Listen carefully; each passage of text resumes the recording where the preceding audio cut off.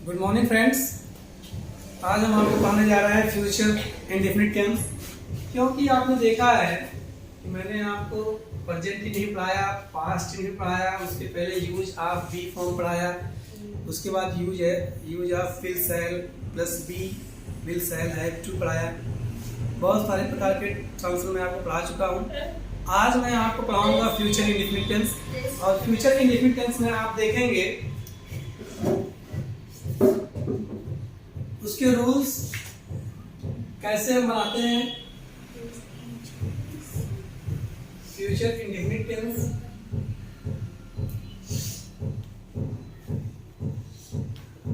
और ये पढ़ाने के बाद फिर मैं आज आपको दूंगा एक्सरसाइज।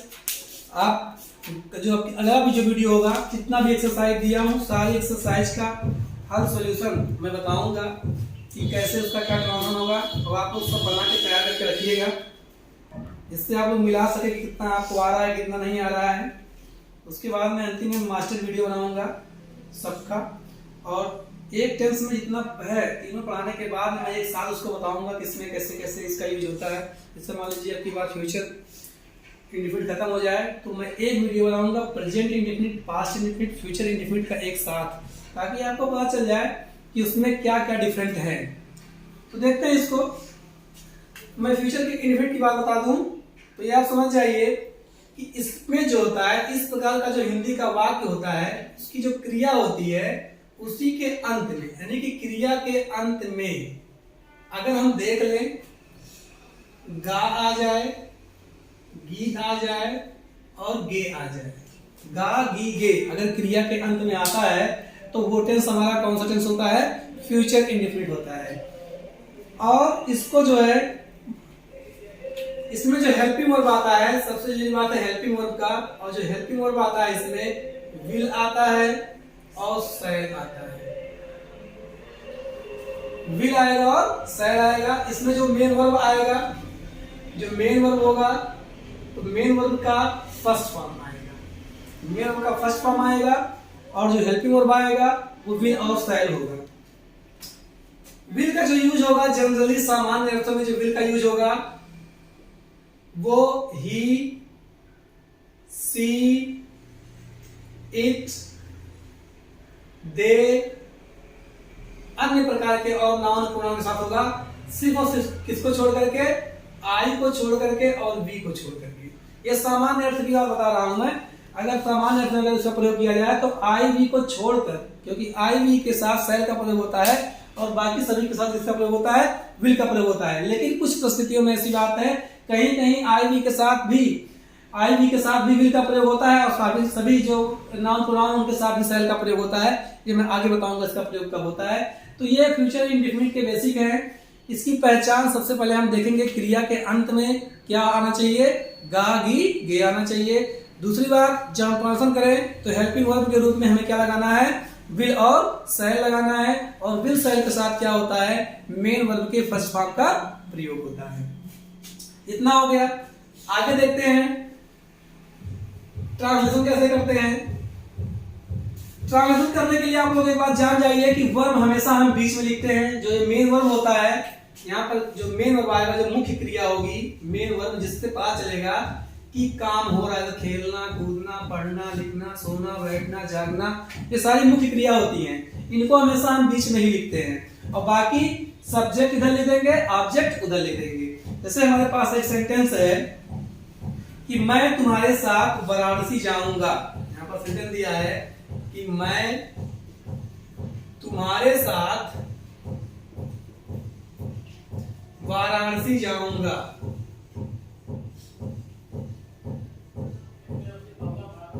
ये सेंटेंस हमारा है, मैं तुम्हारे साथ वाराणसी जाऊंगा। इसमें हम देख रहे हैं, इसमें ना तो नहीं दिया है और ना तो प्रश्नवाचक शब्द दिया है। तो इसका मतलब ये कौन सा सेंटेंस है?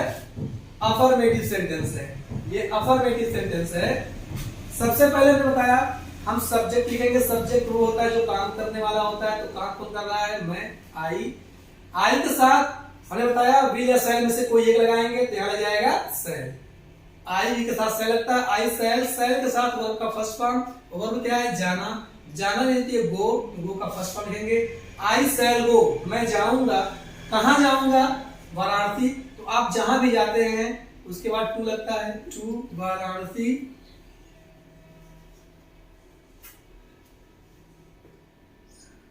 किसके साथ? तुम्हारे साथ। क्या कहा जाएगा? With you. ये पहला सेंटेंस हुआ। अगला सेंटेंस देखते हैं, वह कल स्कूल जाएगा। एक सेंटेंस आपके सामने और है, वह कल स्कूल जाएगा। इसमें जो सब्जेक्ट है, सब्जेक्ट क्या है? ही के बाद क्या लगेगा? विल, क्योंकि यहाँ भी के साथ साथ लगता है, he will go to school. ये हो गया। अगला सेंटेंस देखते हैं। यहां कल दिया है, कल के लिए होगा स्टरडे। सॉरी, यहां आने जहां फ्यूचर की बात हो रही है, क्या करेगा? टुमारो। ठीक। एक सेंटेंस आपके सामने और है कि हम ताज देखने आगरा जाएंगे। हम ताज देखने आगरा जाएंगे। तो क्या होगा? हम के जी वी के साथ क्या लगेगा? Shall. We shall go to Agra. Agra की स्पेलिंग AGRA यही होता है। उसके बाद क्या करेंगे? क्या करने के लिए? देखने के लिए, तो टू सी। जब कोई चीज हम देखने जाते हैं तो वहां पर सी लगता है, टू सी। और टू सी के बाद ताजमहल लिख दीजिए, ताज लिख दीजिए, टू सी ताज। ये हो गया आपका 3 प्रकार का सेंटेंस। इसको आप देखेंगे तो आपके समझ में अच्छे से आ जाएगा। वीडियो कम से कम 2-3 बार देखिए। चलिए देखते हैं, एक सेंटेंस आपको बताते हैं हम। अब हमने बताया कि सामान्य अर्थों में आई वी के साथ क्या लगता है? शैल लगता है। आई वी के साथ शैल, और बाकी जितने बचे हैं उनके साथ क्या लगता है? विल। मैं आपको यही बताया। लेकिन कुछ अर्थ ऐसे होते हैं जिनमें हम आई वी के साथ विल लगाते हैं, बाकी सबके साथ शैल लगाते हैं। ये कैसा सेंटेंस होगा? जैसे मान लीजिए कि जब कार्य की अनिवार्यता कर दीजिए, कार्य में वो अनिवार्य हो जाए कि आप उस काम को करेंगे ही, तो हम आई वी के साथ क्या लगाएंगे? विल लगाएंगे। और बाकी सबके साथ क्या लगाएंगे? शैल लगाएंगे। जैसे मान लीजिए सेंटेंस है, मैं आज अवश्य पढ़ूंगा। एक सेंटेंस है, मैं आज अवश्य पढ़ूंगा। अब यहां पर कार्य की अनिवार्यता हो गई कि मैं आज अवश्य पढ़ूंगा, तो अब आई के साथ क्या लगेगा? विल। इसका मतलब जाएगा आई विल रीड टुडे। यहां पर अवश्य की इंग्लिश लिखने की जरूरत नहीं है। अगर आप आई के साथ विल लगा दिए तो इसका मतलब ये हो गया कि मैं आज अवश्य पढ़ूंगा। ठीक। अगला सेंटेंस देखते हैं कि तुम्हें वहां जाना पड़ेगा। ये भी अनिवार्यता है कि तुम्हें वहां जाना पड़ेगा। ये भी क्या है? अनिवार्य ही है, तुम्हें वहां जाना पड़ेगा। तो यहां भी क्या लगेगा? यू के साथ क्या लगेगा? विल लगेगा। सॉरी, यू के साथ क्या लगेगा? विल लगता था, यहां पर लगाएंगे shall. You shall go there. You shall go there. ये होगा। जब भी कार्य की अनिवार्यता होगी तो कार्य की अनिवार्यता के लिए हमें क्या लिखना होगा? आई वी के साथ क्या लिखेंगे हम? विल। और बाकी सबके साथ क्या लिखेंगे? शैल। लेकिन अगर सामान्य अर्थ की बात की जाएगी तो सामान्य अर्थ में हम आई वी के साथ शैल लगाएंगे और बाकी सबके साथ क्या लगाएंगे? विल लगाएंगे। ये हो गया अफर्मेटिव का सेंटेंस हो गया। आगे और आपको बताते हैं, निगेटिव का सेंटेंस बताते हैं।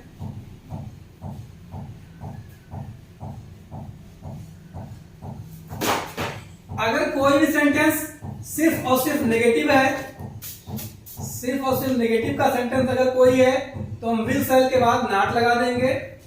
मतलब हिंदी वाक्य में पढ़ने पर वाक्य में नहीं आना चाहिए। जैसे एक सेंटेंस है, मैं शाम की गाड़ी से आगरा नहीं जाऊंगा। एक सेंटेंस है कि मैं शाम की गाड़ी से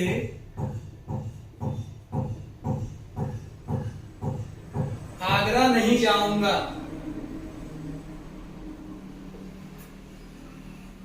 मैं शाम की गाड़ी से आगरा नहीं जाऊंगा। अगर कोई ऐसा सेंटेंस है तो हम क्या करेंगे, सब्जेक्ट क्या होगा, आई, सामान्य अर्थ में आई भी के साथ क्या रहेगा, शैल, आई शैल, और शैल के तुरंत बाद ही हमें क्या लगाना है, not. I shall not go to Agra. Shall के बाद नॉट, नॉट का होगा फर्स्ट फॉर्म टू आगरा। किससे नहीं जाऊंगा, बाई ट्रेन। कब, शाम की, बाई इवनिंग ट्रेन कर सकते हैं, बाई इवनिंग ट्रेन। ठीक, ये हो गया। एक सेंटेंस बताओ, कल हम हॉकी का मैच नहीं खेलेंगे। कल हम हॉकी का मैच नहीं खेलेंगे। तो कल हम हॉकी का मैच नहीं खेलेंगे, इसको कैसे करेंगे, हम यहां पर क्या करेंगे, सब्जेक्ट हमारा क्या है, हम, वी के साथ क्या लगता है, शैल। शैल का तुम क्या लगाएंगे, not, we shall not play hockey match. कब, कल, टुमारो। फ्यूचर इंडेफिनिट में, फ्यूचर टेंस में कल के लिए टुमारो लगता है और पास्ट टेंस में टुमारो के लिए यस्टरडे लगता है। ये हो गया। अब इसी में अगर इंट्रोगेटिव सेंटेंस आता है, इंट्रोगेटिव में हम क्या करते हैं, इंट्रोगेटिव में बहुत कुछ नहीं करना है, सिर्फ और सिर्फ जो हम यही विल और शैल लगाते हैं इसी को हमें क्या करना है, सब्जेक्ट के पहले कर देना है। जैसे एक सेंटेंस है, वे रात में नहीं, सॉरी, क्या वह इन खिलौने से खेलेगा। क्या वह इन खिलौनों से खेलेगा। एक सेंटेंस है, क्या वह इन खिलौनों से खेलेगा।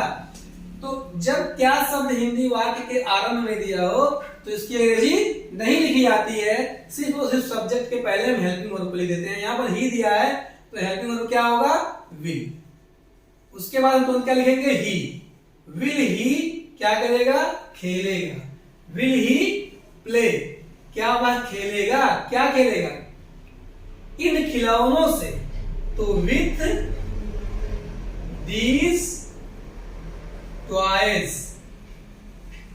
With these toys. जब आप किसी यंत्र से कोई काम करते हैं तो वहां पर उस यंत्र के पहले विथ ही लगाया जाता है। तो वो खिलौनों से खेल रहा है, तो कोई यंत्र हो, कोई चीज आप किसी चीज से खेलते हो, तो ऐसे जगह पर हम उन सब वस्तुओं के पहले क्या लगाते हैं, विथ। यहाँ पर लगा है, will he play with these toys. ये हो गया। एक सेंटेंस में आपको बता दूं, तुम वाराणसी से कब वापस जाओगे। सेंटेंस दिया है, तुम वाराणसी से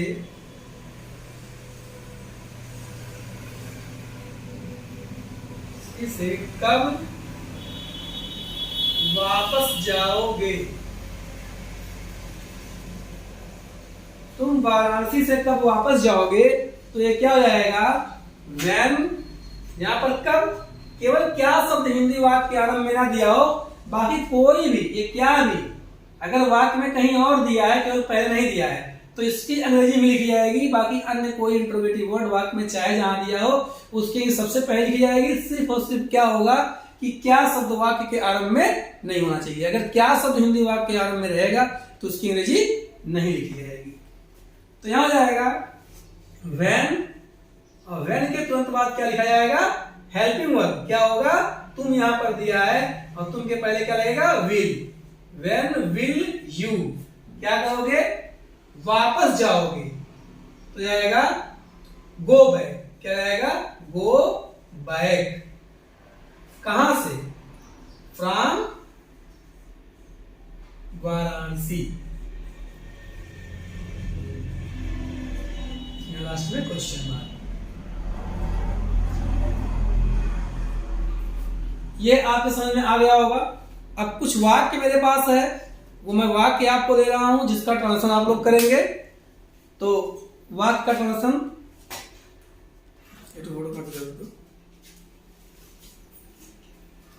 वाक्य का ट्रांसलेशन मैं दे रहा हूं, जिसको आपका ट्रांसलेशन करना है। चलिए लिख लीजिए 10 सेंटेंस। रुकना पड़ेगा।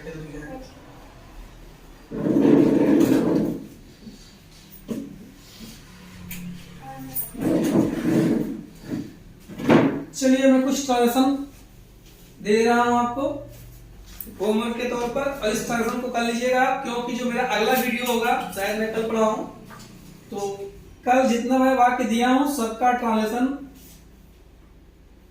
मैं हिंदी से इंग्लिश में करके बता दूंगा, और आप लोग जो भी किए होंगे उसको आप मिला लीजिएगा।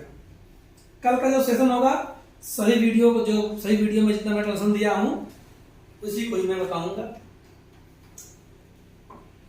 पहला सेंटेंस है माली फूल तोड़ेगा। माली फूल तोड़ेगा। दूसरा है सुनार हमारे लिए आभूषण नहीं बनाएगा। सुनार हमारे लिए आभूषण नहीं बनाएगा। अगला होगा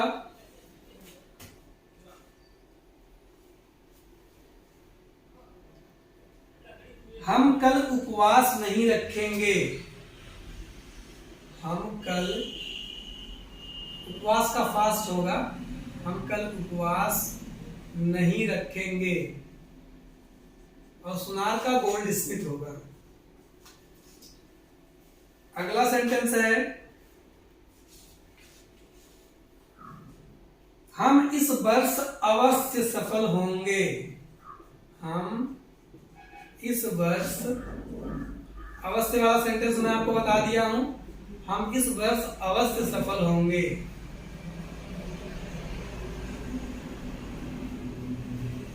अगला सेंटेंस होगा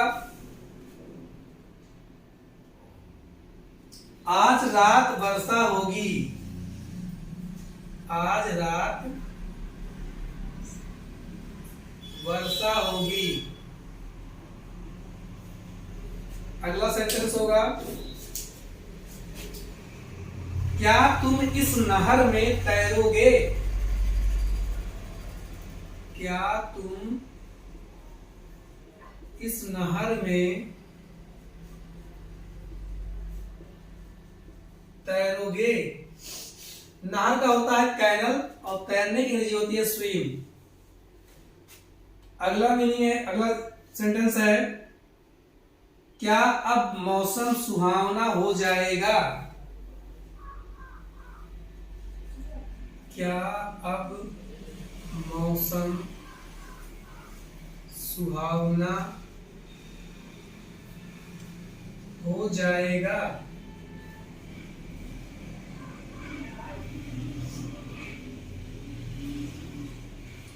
अगला सेंटेंस है इन छोटे बच्चों को कौन पढ़ाएगा। इन छोटे बच्चों को कौन पढ़ाएगा। अगला सेंटेंस होगा कितनी लड़कियां नाटक में भाग ले रही हैं, सॉरी लेंगी। कितनी लड़कियां नाटक में भाग लेंगी। लास्ट सेंटेंस है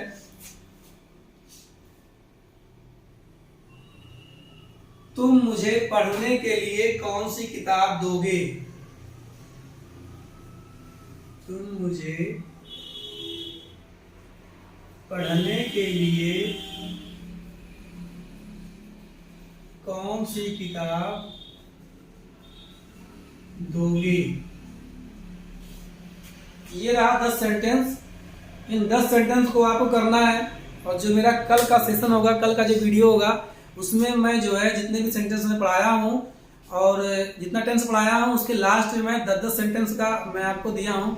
अनुवाद करने के लिए, ट्रांसलेशन करने के लिए, वो सारे अनुवाद का सारे सेंटेंस का ट्रांसलेशन मैं कल करके बताऊंगा।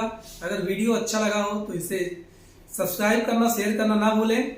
अब आपके पास वीडियो की अच्छी क्वालिटी भी आएगी। तो दोस्तों मिलते हैं अगले वीडियो में। Thanks for watching, have a nice day.